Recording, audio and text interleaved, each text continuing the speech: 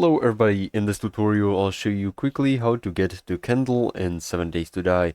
So to begin, open your crafting and search for the candle in the basics.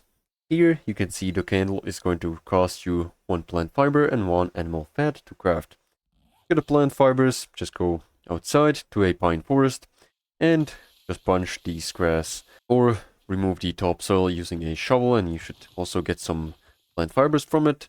And animal fat can be gathered by harvesting some animals using a bone knife or anything higher.